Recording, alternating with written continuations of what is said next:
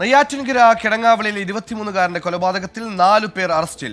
കാഞ്ഞിരംകുളം നെല്ലിമൂട് സ്വദേശികളായ ജിബിൻ, മനോജ്, രജിത്, അഭിജിത്ത് എന്നിവരാണ് പിടിയിലായത്.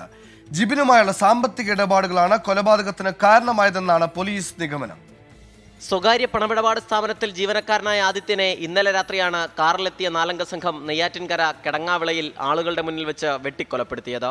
കേസിലെ പ്രതികളായ 4 പേരെയും തിരുനെൽവേലിയിൽ ഒളിവിൽ കഴിയാൻ ശ്രമിക്കവെയാണ് പോലീസ് പിടികൂടിയത്. മരിച്ച ആദിത്യനും കേസിൽ 1-ാം പ്രതിയായ ജിബിനും തമ്മിൽ സാമ്പത്തിക ഇടപാടുമായി ബന്ധപ്പെട്ട തർക്കം നിലനിന്നിരുന്നു. ഇതാണ് കൊലപാതകത്തിന് കാരണമെന്നാണ് പോലീസ് നിഗമനം. ആദിത്യനെ ജിബിന്റെ സുഹൃത്ത് ഫോണിൽ വിളിച്ച് കിടങ്ങാവിളയിൽ വരണമെന്ന് ആവശ്യപ്പെട്ടു. അവിടെ കാത്തുനിന്ന 4-അംഗ സംഘം പിന്നീട് ആദിത്യനുമായി വാക്കേറ്റം നടത്തി. അതിനിടെ ജിബിൻ കത്തികൊണ്ട് കുത്തിക്കൊലപ്പെടുത്തുകയായിരുന്നുവെന്ന് പോലീസ് പറഞ്ഞു. കഴിഞ്ഞ ഞായറാഴ്ചയും ജിബിനും ആദിത്യനും തമ്മിൽ തർക്കം നടന്നിരുന്നു. പോലീസ് അന്വേഷണം ആരംഭിച്ചതോടെ 4-അംഗ സംഘം തിരുനെൽവേലിയിലേക്ക് കടക്കാൻ ശ്രമിക്കുകയായിരുന്നു. പ്രതികളെ പോലീസ് പിന്തുടർന്ന് പിടികൂടി. 1-ാം പ്രതിയായ ജിബിനെതിരെ കാഞ്ഞിരംകുളം പോലീസ് സ്റ്റേഷനിൽ പോക്സോ കേസും നിലവിലുണ്ട്. പ്രതികളെ കോടതിയിൽ ഹാജരാക്കി റിമാൻഡ് ചെയ്തു.